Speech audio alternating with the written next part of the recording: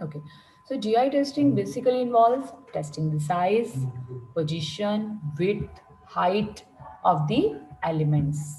हाँ, देखा था हमने कल कि साइज और पोजीशन बहुत इंपॉर्टेंट है, और हम लेआउट के फॉर्म में इसको डिवाइड कर देते हैं हमारी जो है पेज को, ताकि क्या होता है लेआउट के फॉर्म में डिवाइड करने के कारण एक सबसे बेस्ट चीज़ होती है कि आप कोई पर्टिकुलर लेआउट में चेंज कर रहे हैं तो उस लेआउट में चेंज करने के कारण कहीं अदर जो है वो चेंजेस नहीं आता है, उसके कारण दूसरे जो दूसरा पार्ट है आपका दूसरा सेक्शन है वहाँ पर कोई भी चेंज नहीं आता। तो हमें साइजेस चेक करनी है, उनकी पोजीशंस को चेक करना है, विड्थ को चेक करना है, हाइट को चेक करना है, एंड ऐसे बहुत सारे एलिमेंट्स, मतलब हर एक एलिमेंट्स की इन सब चीज़ों को आपको चेक करना है।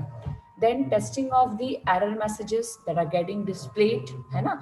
जैसे मैंने आपको बताया था कि हम कोई भी काम करते हैं तो उसमें पॉजिटिव और नेगेटिव दोनों टाइप के मैसेजेस होते हैं।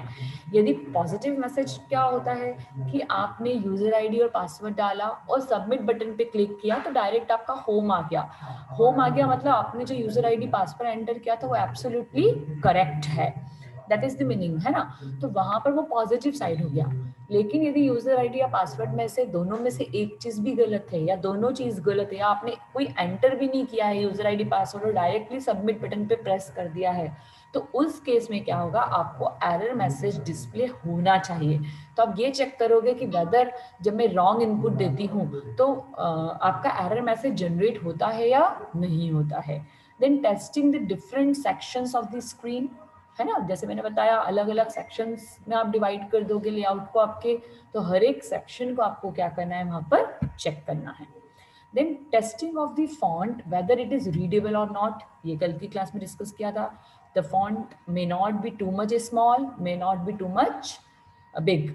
आपको एक मीडियम फॉन्ट साइज यूज करना है। हाँ, जहां पर आपको एम्फसाइज करना है किसी पर्टिकुलर डेटा को वहां पर आप बोल्ड, इटैलिक, अंडरलाइन यूज कर सकते हो, है ना। वहां पर थोड़ा सा ब्रॉड कर सकते हो या बिग कर सकते हो फॉन्ट की साइज को, लेकिन जो ओवरऑल डेटा है आपका वो रीडेबल भी होना चाहिए, but it must not be very big in size. Then testing of the screen in different resolutions, है ना। जैसे जूम इन जूम आउट जो ऑप्शंस होते हैं हमारे, आपको कल की क्लास में आपको एक एग्जांपल दिया था कि यदि आप कोई वेब पेजेस बना रहे हो और आप उसको लैपटॉप में उसका व्यू, कंप्यूटर में उसका व्यू, क्योंकि सब में स्क्रीन साइजेस अलग होती है, एंड स्पेशली आई मतलब टैबलेट्स में या आईपैड्स में या मोबाइल फोन्स में, मतलब स्क्रीन साइज आपकी जैसे जैसे रिड्यूस होती जाती है तो आपका जो लेआउट है वो डिस्टर्ब नहीं होना चाहिए, वो हमेशा सेम रहना चाहिए। आप उसका डिफरेंट डिफरेंट रिजोल्यूशन पे भी इशू, मतलब it should be very clear to users, है ना। तो आपको इस तरह से बनाना है ताकि आपको क्लियर हो जाए। मैंने आपको कल एग्जांपल भी दिया था कि जो हमारी कॉन्फ्रेंस की जो वेबसाइट बनी है स्टूडेंट्स ने बहुत अच्छी बनाई है, उसमें कंप्यूटर में आप करेंगे तब भी बहुत अच्छे से दिखाई देगा, और आप यदि लैपटॉप में मोबाइल फ़ोन में चलाएंगे उस वेबसाइट को तो वहाँ पर उसका व्यू एकदम अकॉर्डिंग टू मोबाइल जो है वो सेट हो जाएगा, है ना। तो इस तरह से आपको बहुत सारी चीज़ें हैं जो टेस्टिंग में आपको पढ़नी है, right. Then testing the alignment of the test and other elements like icons, button, etc.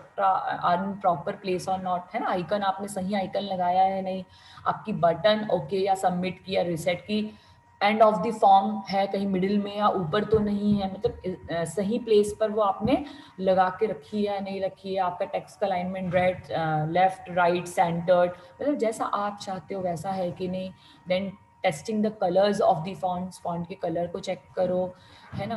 Then यदि कोई एरर मैसेज आता है या वार्निंग मैसेज आता है तो रेड कलर से डिस्प्ले हो जाता है। होता है ना कोई मैंडेटरी फील्ड होती है जहाँ पर एस्ट्रिक लिखा रहता है और हम उसमें कुछ लिखना भूल जाते हैं या हम हाथ करके छोड़ देते हैं, जब हम सबमिट प्रेस करते हैं तो वो हाईलाइट होने लग जाती है रेड से। तो इस तरह की कलर स्कीम्स आपको यूज़ करनी है, ठीक है। जहाँ पर हमें लिखना रहता है वहाँ पर ग्रीन से कभी कभी डिस्प्ले हो जाता है, मतलब आप जो भी करोगे वो आपको बहुत ज़्यादा यूज़र को क्लियर होना चाहिए। आपको इस तरह से जीयूआई को सेट करना है। देन इमेज आप जो भी अपलोड कर रहे हो that must have a very good clarity, एकदम विजिबल होना चाहिए, है ना। Resolution must not be too much high कि वो अपलोड ही ना हो, और एकदम लो भी नहीं होना चाहिए कि उसकी क्वालिटी डिग्रेड हो जाए। It must be in such a manner that वो विजिबल, आप क्या पिक्चर में शो करना चाहते हैं वो यूज़र को एकदम क्लियरली हो। फिर इमेजेस का अलाइनमेंट भी आपको चेक करना है कि आपको इमेजेस को कैसे अलाइन करना है। कोई स्पेलिंग मिस्टेक्स नहीं होना चाहिए, right? And user must not get frustrated while using the system interface. Interface ऐसा बिल्कुल भी नहीं होना चाहिए कि यूजर उसको यूज करना छोड़ दे, उसको ओपन करते से ही उसको लगे अरे तो बकवास है, मेरे को मजा ही नहीं आ रहा है इसको देखने में, और वो आपकी चीज को यूज ही न करे जो आपने बहुत मेहनत से बनाई है। तो the colour, font, alignment, layout, everything must be very appropriate. हर चीज परफेक्ट होना चाहिए ताकि यूजर आपकी साइट पर स्टिक रहे, वो छोड़कर उसको ना जाए। Testing whether the interface is attractive और नॉट, मतलब ओवरऑल अट्रैक्शन जो है वो आना चाहिए। Then the testing of the scroll bars according to the size of the page if any. ये कल की क्लास में डिस्कस किया था कि आपके ड्रॉप डाउन होते हैं, चेकलिस्ट होती है, वैसे स्क्रोल बार्स भी होते हैं कि कंटेंट आपका बहुत बड़ा रहता है तो आप उसको स्क्रॉल करके उसको नीचे देख सकते हैं, right? Then testing of the disabled fields if any, है ना? यदि आप कोई ऑप्शन सेलेक्ट करते हो और उसके करस्पॉन्डिंग नेक्स्ट वाला नहीं है तो वो ऑटो डिसेबल्ड हो जाता है, राइट? जैसे आपने चूज किया कि 10th क्लास, आप 10th क्लास में आपने यदि ये टिक किया तो वहाँ पर फिर आपका स्पेशलाइजेशन सब्जेक्ट्स फिजिक्स है, मतलब आपका मैथ्स है, साइंस है, कॉमर्स है, वो वहाँ पर डिसेबल्ड हो जाना चाहिए ऑटोमेटिकली। क्यों? क्योंकि 10th बेस पे हम कोई भी सब्जेक्ट का चॉइस नहीं करते। हाँ, यदि आपने जैसे ही चूज किया कि I am in 11th standard तो वो ऑप्शन इनेबल रहना चाहिए कि आपका सब्जेक्ट कौन सा है, मतलब इस तरह से आपको किस फील्ड को इनेबल करना है, किस फील्ड को डिसेबल करना है, ये सब कुछ आपको देखना है। Then testing of the size of the images, ये ऑलरेडी डिस्कस कर लिया है। Then testing of the headings whether it is properly aligned और नॉट। हेडिंग को आपको यदि अलग शो करना है हेडिंग्स को, तो आप उसको अलग से भी शो कर सकते हो। हेडिंग्स को कैसे अलग से रिप्रेजेंट करोगे आप हेडिंग्स को? आप उसको बोल्ड कर सकते हो, टैलिक कर सकते हो, उसको बैकग्राउंड कलर से हाईलाइट कर सकते हो, मतलब व्हाटएवर जो आपको उसको बेटर बनाने के लिए आपको लगता है it is useful. Then testing of the colour of the hyperlink, ये तो सबसे CSS का बहुत मेन पार्ट होता है। जब भी आपने HTML पढ़ा है तो वहाँ पर बहुत ही अच्छा ये होता है हाइपरलिंक। हाइपरलिंक के 3-4 कलर होते हैं ना, आपने देखा होगा जब हम उसको फर्स्ट टाइम बनाते तो ब्लू कलर होता है, हम जब उसको यूज कर लेते हैं तो वो कुछ मतलब पर्पल या वायलेट कलर बोल सकते हो, sort of that dark pink colour आ जाता है उसमें, है ना? तो इस तरह से जो हाइपरलिंक जो होते हैं वो भी क्या हो जाते हैं आपके, उसमें यूज है या नहीं है, आपने अभी तक उसको किया है या नहीं, आपको हाइपरलिंक का भी समझ में आ जाता है। मतलब ओवरऑल GUI टेस्टिंग में HTML जो आप लर्निंग करते हो और आप जो CSS का यूज करते हो उसका ओवरऑल यहाँ पर बहुत ज़्यादा इंपॉर्टेंस है, क्योंकि आप वहाँ पर जितना अच्छा बिल्डअप करेंगे वहाँ पर इतना अच्छा यहाँ पर आप उसको यूज कर पाएंगे। This is the last part of GUI testing, that is the challenges in GUI testing, right? The most application problem comes while doing regression testing is that the application GUI changes frequently. पसंद नहीं आया आपने change करवा दिया, colour अच्छा नहीं लगा आपने चेंज कर दिया, फॉन्ट अच्छे नहीं लगे आपने चेंज कर दिया, कोई फॉर्म में इनपुट्स चेंज हो गए तो आपने चेंज कर दिया। मतलब यहाँ पर जो है आपकी जो फ्रीक्वेंसी है वो क्या हो रही है आपकी चेंज होने की बहुत ज़्यादा रहती है। फ्रीक्वेंट चेंजेस जो है आपके सिस्टम में होते हैं, यदि फ्रीक्वेंट चेंजेस होंगे तो उसमें टेस्टिंग भी कंटिन्यूसली रिक्वायर्ड रहेगी। It is very difficult to test and identify whether it is an issue or enhancement. The problem manifests when you don't have any documents regarding GUI changes. आपको पता ही नहीं चलेगा changes कब हो गए, जब आप ओपन अप करके देखोगे तब आपको पता चलेगा। मतलब ये एक बोल सकते हो कि जैसे आपका सिस्टम इन्हेंस कर रहा है, आपका सिस्टम बढ़ रहा है, इंक्रीज कर रहा है, तो वहाँ पर ये प्रॉब्लम आपको आती रहेगी हमेशा, क्योंकि कोई भी डॉक्यूमेंटेशन इसका मेंटेन नहीं रहेगा, क्योंकि GUI तो हम कभी भी चेंज कर सकते हैं, राइट? तो क्योंकि कलर्स, फॉन्ट्स, मतलब और कोई अलाइनमेंट्स हैं, ये तो आप any time you can change, इसके लिए आप कोई डॉक्यूमेंटेशन प्रिपेयर नहीं करते, तो आपको उसकी टेस्टिंग कब करनी है आपको ये पता नहीं चलेगा। क्योंकि जैसे कोई नया फंक्शन ऐड हुआ है तो समझ में आ रहा है कि नई क्लास ऐड हुई है तो आप उसको टेस्ट कर लोगे, आपको पता लग जाएगा कि यस नई क्लास ऐड हुई है। लेकिन यहाँ पर तो क्या है, GUI में तो कभी भी चेंजेस कर सकते हो आप according to the client review या सेल्फ रिव्यू, है ना? तो वहाँ पर आपको इजीली टेस्टिंग, मतलब उस यहाँ पर ये एक बहुत बड़ा चैलेंज है कि आपका GUI कब चेंज हो जाएगा आपको पता नहीं चलेगा, ठीक है? तो clear about it, that's all for GUI testing. Mainly आपको लेआउट में size, position, height, weight, alignments, images, font, है ना, सेक्शंस, रिजोल्यूशंस, आपको इन सब चीज़ों को एम्फेसाइज करना है, ठीक है? तो last part of unit number 5 देख लेते हैं अब हम। आज सिलेबस जो है आपका वो एज पर माय तो फिनिश हो जाएगा, ठीक है। फिर अपन रिवीजन, आप जैसे बोलेंगे will can start revision classes as well.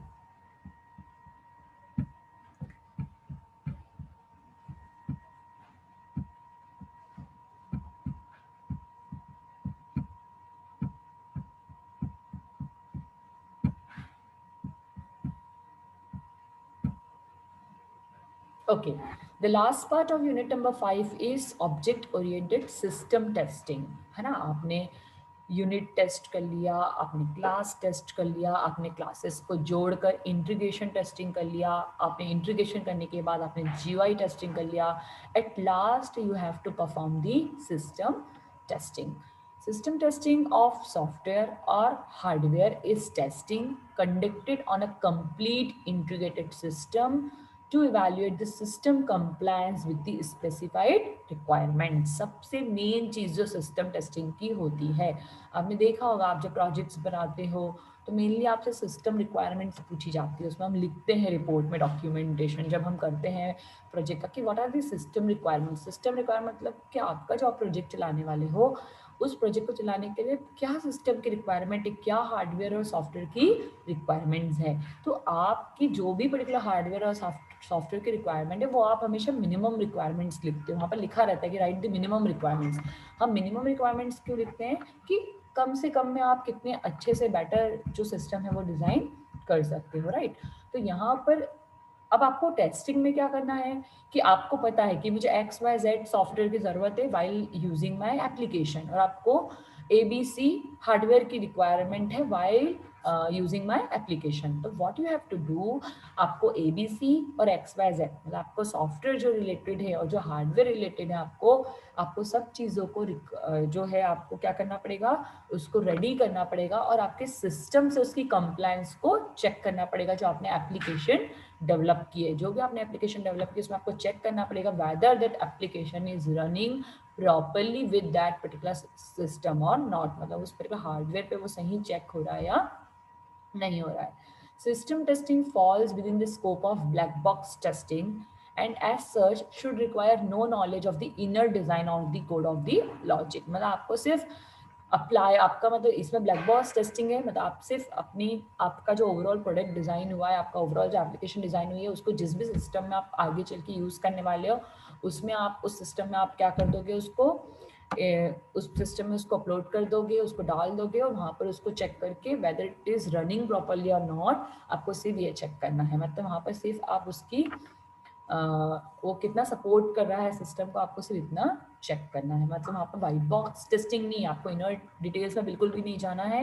As per the input, input यहाँ पर क्या रहेगा कि आपने आपके एप्लीकेशन को उस पर्टिकुलर हार्डवेयर में अपलोड कर दिया, ये आपका उसका इनपुट रहेगा और उसकी करस्पॉन्डिंग वो उस पर्टिकुलर सिस्टम में रन होना चाहिए आपकी एप्लीकेशन, ये इसका आउटपुट रहेगा, ठीक है ना।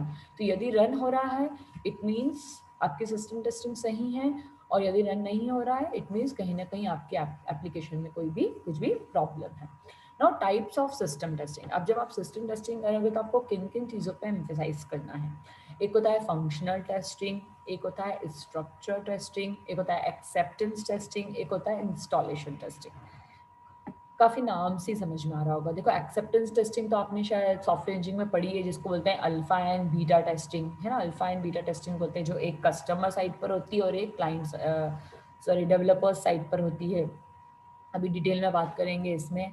देन इंस्टॉलेशन टेस्टिंग, मैंने बोला आपको कि ब्लैक बॉक्स है, मतलब आपको इनर डिटेल में नहीं जाना है लेकिन आपको आपके सिस्टम एप्लीकेशन को इंस्टॉल तो करना ही पड़ेगा। जिस भी सिस्टम पे आप उसको यूज़ करने वाले हैं, मोबाइल पे यूज़ करने वाले हैं या आप उसको लैपटॉप में यूज़ करने वाले हैं, जहाँ जिस चीज़ के लिए आपने बनाया है उसको, यदि कोई वॉशिंग मशीन का सॉफ्टवेयर है तो आप वॉशिंग मशीन के साथ उसको इंस्टॉल करेंगे, यदि कोई व्रिस्ट वॉच का सॉफ्टवेयर है तो आप उसको व्रिस्ट वॉच के साथ यूज़ करेंगे। मतलब वो एप्लीकेशन कोई भी हो सकती है आपकी, ठीक है। तो इस तरह से आपको सब चीज़ें फंक्शनल, स्ट्रक्चर, एक्सेप्टेंस और इंस्टॉलेशन चारों टेस्टिंग पे आपको एम्फेसाइज करना है। What happens in functional testing? The goal of this testing is to test the functionality of a system। जितने भी सिस्टम में जितने भी फंक्शंस हैं उन सब की आपको फंक्शनलिटी को, अब देखो फंक्शंस का मतलब क्या होता है, आपके यूज केसेस, है ना। यूज केसेस ही आपके फंक्शंस हैं।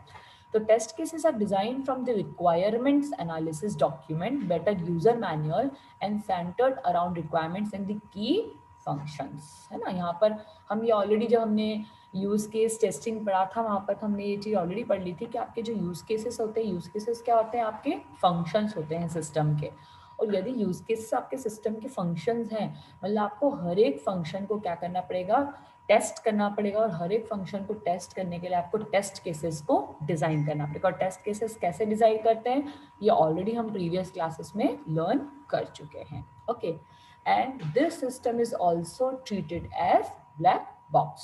ब्लैक बॉक्स मतलब यहाँ पर इनपुट देने के अकॉर्डिंग आपको सिर्फ करस्पॉन्डिंग आउटपुट को जज करना है। You don't enter into the inner designs, आपको इनर डिटेल्स पर एम्फेसाइज नहीं करना है, आपको सिर्फ इनपुट के अकॉर्डिंग करस्पॉन्डिंग आउटपुट को देखना है, जज करना है। Unit test cases can be reused but new test cases have to be developed as well. मतलब जितने भी आपने यूज केसेस बनाए हैं उस यूज केसेस के करस्पॉन्डिंग जो फंक्शंस हैं उसके करस्पॉन्डिंग जो क्लास बनेगी वहाँ पर आपको यूनिट टेस्टिंग को क्या करना है, अप्लाई करना है। कोई भी न्यू यूज केसेस यूज होते हैं या कोई न्यू क्लास ऐड होती है तो उसके करस्पॉन्डिंग आपको उनको भी टेस्ट करना है। मतलब फंक्शनल टेस्टिंग में आप क्या करोगे, आपके जितने भी यूज केसेस हैं, आपकी जितनी भी क्लासेस हैं करस्पॉन्डिंग टू यूज केसेस, मतलब जो फंक्शंस हैं आपको उनको सबको एक बार यूनिट टेस्टिंग उस पर परफॉर्म करनी है with the help of test cases. सबके लिए आपको टेस्ट केसेस लिखना कंपलसरी है। देन स्ट्रक्चर टेस्टिंग आता है। स्ट्रक्चर टेस्टिंग में आता है all the parts, it covers all the parts in the system design. मतलब हर एक कंपोनेंट जो भी आप पर्टिकुलर यूज कर रहे हो उसका कहाँ कहाँ पर यूज हो रहा है, आपको हर एक पैरामीटर के अकॉर्डिंग, मतलब इनपुट और आउटपुट उसकी हर तरह से उसके स्ट्रक्चर को आपको चेक करके देखना है कि उसकी हाईएस्ट लिमिट क्या है और उसकी लोएस्ट लिमिट क्या है। आपको हर एक मतलब हर एक कंपोनेंट को एक्सरसाइज करके और उस पे हर एक लिमिट को भी आपको चेक करना पड़ेगा कि what is the highest limit and what is the lowest limit.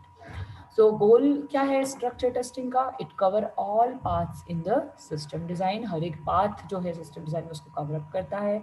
It exercise all input and output parameters of each component. मैंने बताया आपको कि आपको हर एक इनपुट मतलब वो लोएस्ट से लेके हाईएस्ट तक आपको हर एक इनपुट पर आपके सिस्टम को चेक करना है और उसके करस्पॉन्डिंग क्या आउटपुट जनरेट हो रहा है आपको इसको भी टेस्ट करना है। It exercises all components and all calls. Each component is called at least once and every component is called by all possible callers. मतलब जितने भी components हैं, जितनी भी fields हैं, आपको सबको एक एक बार तो आपको check करके देखना है। और by all calls का मतलब होता है कि उन components पे आप जो भी input दे रहे हो हर एक input को आपको एक बार try करके ज़रूर देखना है। मतलब उसके corresponding आपका output एक बार generate करके ज़रूर देखना है। यदि फंक्शंस में कोई सब फंक्शंस हैं तो उन सब फंक्शंस के भी आपको करस्पॉन्डिंग एकदम इनपुट जो है वो निकाल के देखना है, ठीक है।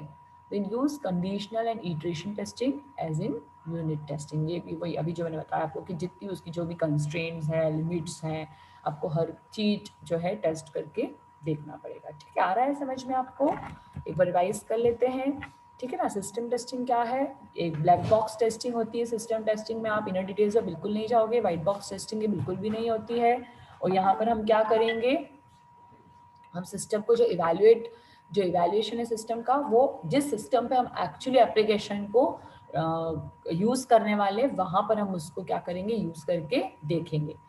4 टाइप्स की होती है system testing, functional, structural, acceptance और इंस्टॉलेशन। अभी तक हमने फंक्शनल और स्ट्रक्चरल टेस्टिंग जो है वो देख लिया है। फंक्शनल टेस्टिंग का गोल क्या होता है कि वो हर एक फंक्शनैलिटी जो सिस्टम की है उसको चेक करता है। फंक्शनैलिटी का मतलब डायरेक्टली हमेशा यूज केसेस से ही होता है। जो आपके यूज केसेस होते हैं वो आपके सिस्टम के फंक्शंस होते हैं। आपको हर एक यूज केस के लिए टेस्ट केस को डिजाइन करना है और उस टेस्ट केस के अकॉर्डिंग आपको उसको चेक करना है, ठीक है। Now system is treated as black box, है ना। आपको हर एक उसको यूनिट टेस्ट करना है। स्ट्रक्चर टेस्टिंग में हमने पढ़ा कि जितने भी पार्ट्स हैं, मतलब जितने भी आपके फंक्शंस हैं, उसके सब फंक्शंस हैं, उसमें कोई कंपोनेंट्स हैं, ऑब्जेक्ट्स हैं, आपको हर एक चीज़ में क्या करना है, आपको हर एक जगह पर उसको टेस्ट करके देखना है। आपको कोई भी कंपोनेंट को या कोई भी फंक्शंस या उसके सब फंक्शंस को बिल्कुल भी नहीं छोड़ना है। उस पर जितने भी इनपुट अप्लाई हो सकते हैं वो सारे इनपुट को अप्लाई करके देखना है और उसके करस्पॉन्डिंग जो आउटपुट आ रहे हैं उनको सबको आपको जज करना है whether the answer are appropriate according, मतलब एक्चुअल और एक्सपेक्टेड रिजल्ट में चेंज नहीं होना चाहिए, बहुत ज़्यादा वेरिएशन नहीं होना चाहिए, जितना आपने एक्सपेक्ट किया था वही एक्चुअल रिजल्ट भी आपका आउटपुट आना चाहिए, ठीक है। And for the same you use conditional and iteration testing, जितनी भी कंडीशन है आप उसको चेक कर लेंगे, ठीक है ना। कि suppose bank balance must not be less than 5000, तो यदि 5000 से लेस होता है, कंडीशन यदि फॉल्स होती है, तो उसका जो मैसेज है वो आना चाहिए, मतलब इस तरह की आपको टेस्टिंग करना पड़ेगी। Okay okay, now next is the performance testing, ठीक है ना, इसमें लिखा नहीं था बट परफॉर्मेंस टेस्टिंग है। अब performance testing is try to break the subsystem, जिसके भी हमने लास्ट उसमें बात की कि आपको यहाँ पर क्या करना पड़ेगा कि सिस्टम पे यदि आप बहुत ज़्यादा लोड भी डाल दोगे तो आप किस तरह से बिहेव, इसको स्ट्रेस टेस्टिंग भी बोल रहा है, हमने सुना होगा सॉफ्टवेयर इंजीनियरिंग के टाइम पे, अपने स्ट्रेस टेस्टिंग या रिग्रेशन टेस्टिंग सुना है कि कंप्लीटली बोलते हैं ना कंप्यूटर इज वर्सेटाइल 24/7, उसको चला के देख लो उसमें कभी कुछ प्रॉब्लम आएगी ही नहीं, राइट।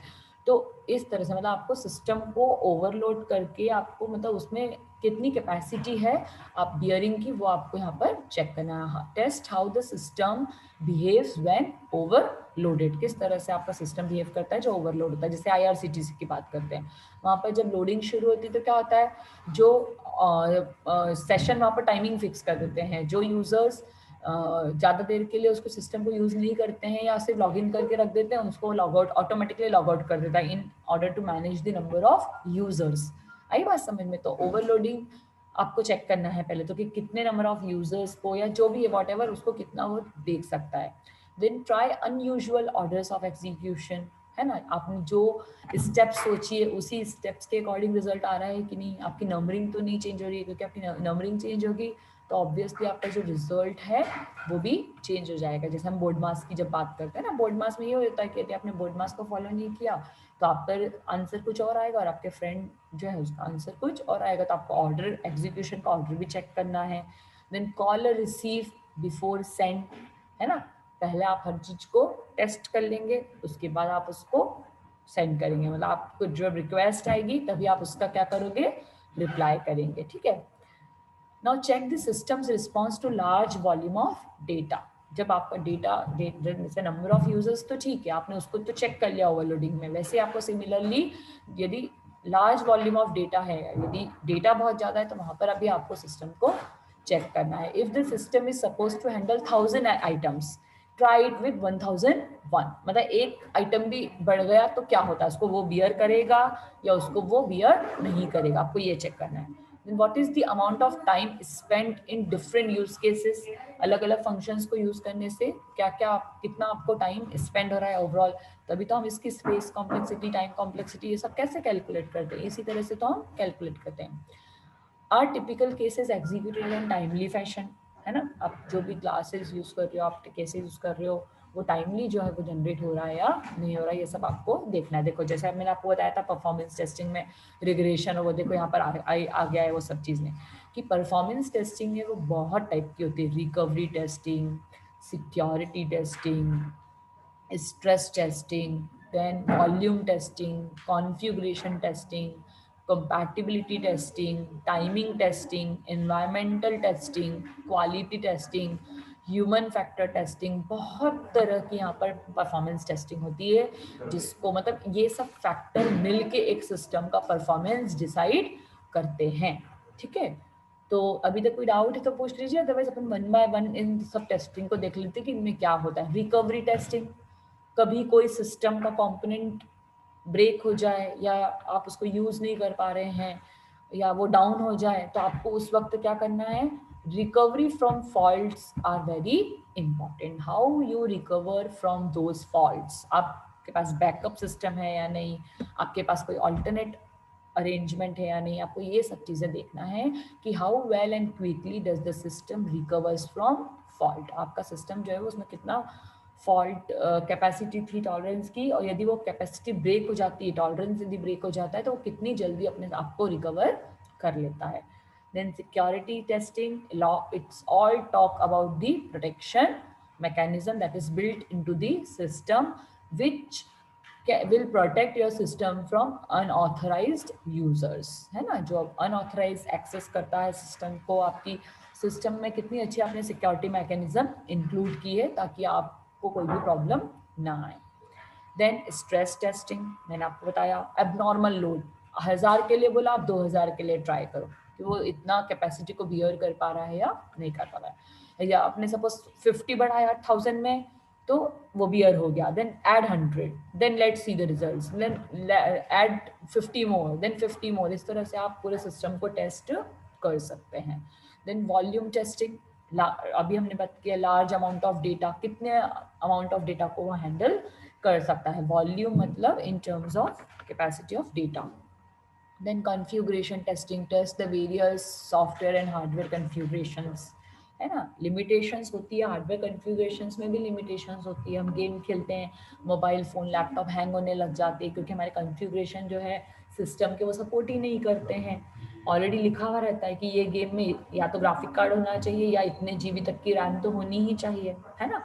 तो हर चीज़ का आपको कॉन्फ़िगरेशन भी चेक करना, इधर इन टर्म्स ऑफ सॉफ्टवेयर और in terms of hardware. Then compatibility test, compatibility test मतलब जैसे एमएस वर्ड में हम करते हैं ना, कई बार हम फाइल को सेव करते हैं तो हम भूल जाते हैं कि वो 97 टू 2003 तक भी चल जाए, फिर हम हमारी फाइल को बनाकर कहीं और ले जाते हैं तो वहाँ पर वो सपोर्ट नहीं करती है, खुलती नहीं है क्योंकि वो कंपैटिबल नहीं होती। कई बार हम मूवी लेके आते हैं बाहर से, वो हमारे घर के लैपटॉप में नहीं चलती है, हमारी टीवी में नहीं चलती है, तो that are some compatibility issues जो आपको चेक करना पड़ेगा। देन टाइमिंग टेस्टिंग, आपने इनपुट दिया और कितनी क्विकली उसका रिस्पॉन्स आया, ये टाइम को आपको कैलकुलेट करना है, मतलब आपको आपके सिस्टम के परफॉर्मेंस को एफिशिएंट चेक करना है। एफिशिएंसी आप चेक करते हैं ना कि आपने इनपुट दिया, उसके करस्पॉन्डिंग आउटपुट कितने टाइम में आया, वो उसका रिस्पॉन्स टाइम हो गया, ये तो हम ऑलरेडी पढ़ते ही हैं।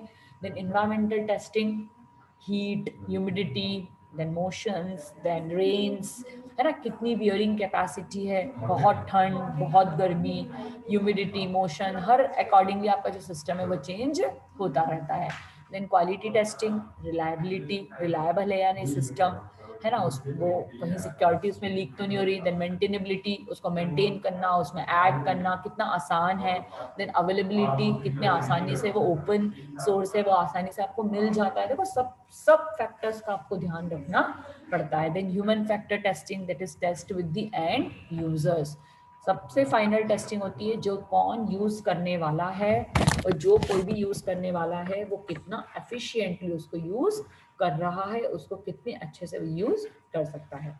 ठीक है, किसी भी टाइप की टेस्टिंग में कोई डाउट तो नहीं है? Recovery, security, stress, volume testing, configuration testing, compatibility testing, किसी भी टाइप की टेस्टिंग में कोई डाउट कहीं भी? It's very simple, you do that in daily routine, है ना। आप ये सब ऑलरेडी सॉफ्टवेयर इंजीनियरिंग में पढ़ चुके हो, लेकिन आपको पता होना चाहिए कि वॉल्यूम टेस्टिंग है तो वहाँ पर आप डेटा की बात कर रहे हो, यदि कंपैटिबिलिटी टेस्टिंग है तो वहाँ पर आप या तो सॉफ्टवेयर में कंपैटिबिलिटी की बात कर रहे हो या हार्डवेयर कंपैटिबिलिटी की बात कर रहे हो, है ना। यदि क्वालिटी टेस्टिंग है तो आप उसके रिलायबिलिटी की बात कर रहे हो, मेंटेनेबिलिटी की बात कर रहे हो। यदि सिक्योरिटी है तो आप अनऑथोराइज यूजर या हैकर्स से उसकी सिक्योरिटी की बात कर रहे हो। स्ट्रेस टेस्टिंग है तो आप उसमें कितना लोड आप एक्स्ट्रा उसमें डाल सकते हो उसकी बात कर रहे हो। मतलब हर एक टेस्टिंग में अलग फैक्टर्स होते हैं जिसको आपको कंसीडर करना है, ठीक है। Then there is an acceptance testing. Acceptance testing जो होती है वो दो टाइप की होती है, एक होती है अल्फा टेस्टिंग और एक होती है बीटा टेस्टिंग। देखते हैं अभी अपन इसको। इट गोल क्या है एक्सेप्टेंस टेस्टिंग का? It demonstrate system is ready for operational use. ये हमें बताता है कि आपने जो एप्लीकेशन डेवलप की है वो रेडी है या नहीं उसको यूज करने के लिए, ठीक है।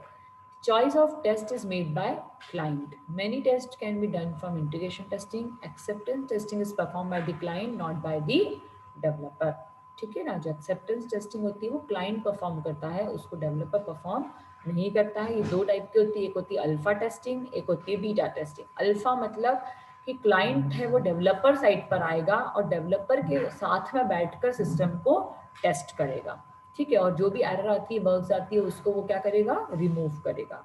एक होती है बीटा टेस्टिंग। बीटा टेस्टिंग मतलब उसमें डेवलपर प्रेजेंट नहीं होता है, डेवलपर सारी चीजें क्या करता है, क्लाइंट को हैंड ओवर कर देता है और क्लाइंट अपने ही एंड पर उसको टेस्ट करके देखता है। तो अल्फा और बीटा टेस्टिंग समझ में?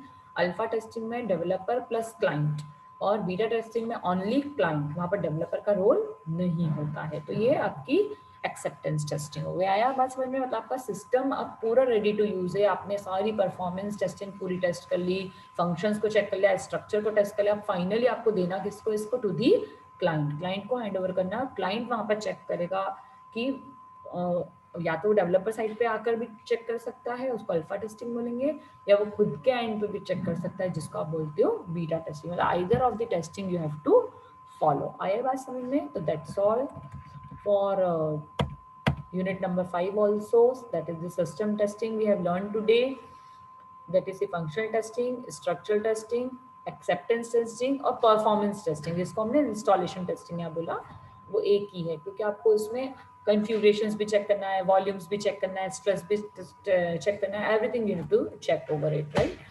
और फंक्शनल टेस्टिंग में, परफॉर्मेंस टेस्टिंग में हमने बहुत सारे टाइप देखे, that is recovery, security, stress, volume, configuration, compatibility, timing and so many factors. ठीक है, चलिए मैं स्टॉप शेयर कर रही हूँ। If you have any doubt please ask.